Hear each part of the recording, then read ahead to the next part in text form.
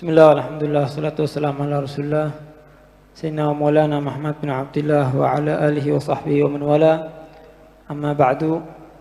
Alhamdulillah, pada sore mulia ini Allah subhanahu wa ta'ala kumpulkan kita semua pada majlis ini. Kita berharap kepada Allah subhanahu wa ta'ala berkat Nabi Muhammad SAW, Allah kabulkan segala hajat kita. Allah jadikan kita hamba-hamba yang cinta kepada Nabi Muhammad SAW, mengikuti apa yang diajarkan oleh Nabi Muhammad SAW. Doa yang dipanjatkan dari tadi semuanya diterima oleh Allah Subhanahu wa Ta'ala. Sedikit, Al-Imam Al-Bukhari, beliau menjadi seorang imam yang luar biasa itu melalui proses yang panjang. Di antara sebab-sebab menjadikan Al-Imam Al-Bukhari itu menjadi orang yang agung, sangat mulia. Pertama adalah peran kedua orang tuanya. Al-Imam Al-Bukhari, beliau namanya adalah Muhammad bin Ismail ibn Mughirah. Abahnya memberi nama anaknya dengan nama Muhammad. Berharap anaknya adalah menjadi seorang seperti baginda Nabi Muhammad SAW dalam akhlaknya, dalam segalanya. Memberi nama karena cinta dengan Nabi Muhammad sallallahu alaihi wa ala alihi wasallam. Abah daripada Al-Imam Bukhari, Ismail, beliau bukan seorang ulama. Dia dikenal adalah orang yang sukses dalam perdagangannya, orang tajir, orang yang kaya.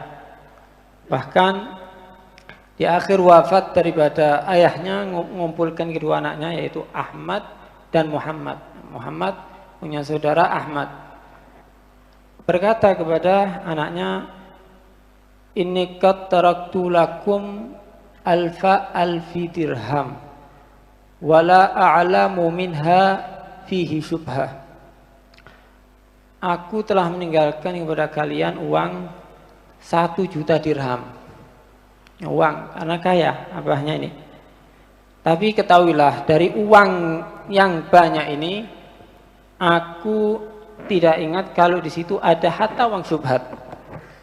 Nah, diawali memberi nafkah dengan makanan yang halal. Makanya Al-Imam Syafi'i mengeluh kepada gurunya tentang sulit menghafalkan. Ini sekelas Imam Syafi'i. Dikatakan dalam bait syair yang kita kenal, syakautu ila waqi'in su'a hifdhi fa arsyadani ila tarkil ma'asi fa akhbarani bi anna al-ilma nurun wa nurullah la yuhda li'asi. Kita kalau ngasih makan anak-anak yang haram, jangan salahkan kalau anaknya mau jadi ulama, sulit. Dari makanan nafkahnya aja bukan Pak memberi nafkah yang halal, tapi dengan cara yang haram. Kemudian abahnya Imam Bukhari ini walaupun kaya juga selalu mulazim dengan para ulama di zamannya, selalu hadir. Jika mendapatkan iskalat, muskilat, apa halal atau haram, selalu tanya kepada para masyayikh, para ulama yang ada di zamannya. Karena cintanya kepada ulama, akhirnya Allah taruh kepada anaknya seperti orang-orang yang ditanyai, yaitu para ulama yang ada di zamannya, bahkan lebih. Kemudian tidak lama dari itu abahnya meninggal. Al-Imam Bukhari yatim.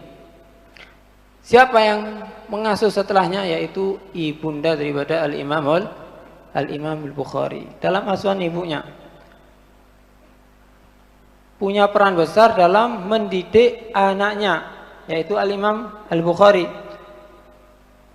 Sayyidina Ahmad bin Hanbal dikatakan, dia pernah bercerita, aku waktu masih kecil, ibuku ini selalu perhatian kepada aku. Kalau sudah waktunya sholat ada di masjid, ibuku selalu nuntun aku untuk berangkat ke masjid. Kalau sudah di masjid, kelihatan ada di dalam, baru pulang ibunya. Memastikan betul-betul anaknya harus ada di masjid. Sampai pada satu waktu, ibunda daripada Al-Imam Ahmad bin Hanbal ini sudah tua atau fisiknya sudah melemah yang pasti. Tidak membiarkan anaknya tetap berangkat sendirian. Tidak. Dipastikan ada yang nemeni untuk dititipkan, kemudian diperhatikan dari jauh oleh ibunya Al-Imam Ahmad bin Hanbal untuk memastikan arahnya betul-betul ke masjid. Itu ibu yang ada pada zaman dahulu. Ada Al-Imam Al-Bukhari dikatakan hafizul Quran wa umruhu sab'a sinin.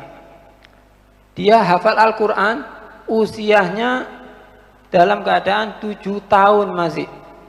Makanya dikatakan dalam bait syair, "Qad yanfa'ul adabul ahfada fi sigharin wa laysa yanfa'u indal kibratil adabu. Innal ghusuna idza qawwamtaha i'tadalat wa lan talina idza qawwamtaha hatabu." Pendidikan ini akan memberi manfaat kalau diberikan kepada yang masih anak kecil. Tapi kalau sudah besar Anda mendidik, nah ini sulit, sudah berat untuk merubah anak itu. Sama seperti tangkai daripada pohon yang masih lunak. Kalau dia bengkok bisa diluruskan. Tapi kalau sudah mengeras jadi pohon yang besar, dia bengkok, mau diluruskan tidak bisa. Sudah sulit. Begitulah kalau pendidikan yang di rumah, orang tua memberi contoh yang baik kepada anaknya, perhatian dengan qiraatul Qur'annya, dengan auratnya, dengan ilmunya, perhatian dengan pelajarannya, maka akan menjadikan masa depannya anak ini menjadi anak yang luar biasa. Man asyraqat bidayatuhu asyraqat nihayatuhu. Kalau awalnya sudah baik, maka akhirnya akan selalu baik. Ada Imam Bukhari pernah diuji oleh Allah Subhanahu wa taala bi annahu faqidal basar, hilang penglihatannya masih kecil. Ibunya sudah ditinggal abahnya, suaminya. Abahnya Imam Bukhari meninggal atau suaminya, ibu daripada Imam Bukhari meninggal. Kemudian diberi cobaan bahwasanya anaknya buta. Sedih ibunya, tapi begitulah doa seorang ibu. Tidak akan ditolak oleh Allah Subhanahu wa taala. Setiap malam sholat minta sama Allah, nangis untuk pandangannya dikembalikan oleh Allah Subhanahu wa taala. Sampai akhirnya setelah beberapa waktu mimpi Nabi Allah Ibrahim memberi kabar bahwasanya anaknya disembuhkan oleh Allah Subhanahu wa taala dan disaksikan ternyata benar bahwasanya anaknya diberi kesembuhan oleh Allah Subhanahu wa taala. Intinya di samping itu ibunya membantu dengan doa-doa, bukan hanya karena sakit mata aja, tapi isi doanya di situ sangat banyak. Berharap bahwasanya anaknya menjadi seorang ulama, seorang aulia. Bahkan berangkat Al-Imam Bukhari dengan ibunya waktu haji, berangkat sama ibunya haji, sampai ada di Mekah, bilang sama anaknya, "Wahai anakku, sudah kamu sekarang ada di Mekah, kamu di sini belajar, tidak usah pulang sudah. Cari guru, cari ulama di sini belajar. Jangan pulang kalau tidak jadi ulama, ditinggal sama ibunya." Ini bukan ibu yang zalim, ini ibu yang sebetulnya hakiki cinta kepada anaknya. Kalau sekarang di pondok sudah semua difasilitasi. Kalau di zaman dahulu ini seorang anak ditinggal di Mekah, dikasih kebutuhannya, kemudian suruh cari guru di situ untuk belajar, ada di Mekah. Ya, itu harapan luar biasa daripada kedua orang tuanya. Sebetulnya hal ini sudah dikisahkan oleh Allah Subhanahu wa taala dalam ayat Al-Qur'an dalam bentuk kisah, yaitu wa idz qalat imra'atu imrana rabbi inni nadartu laka ma fi batni muharraran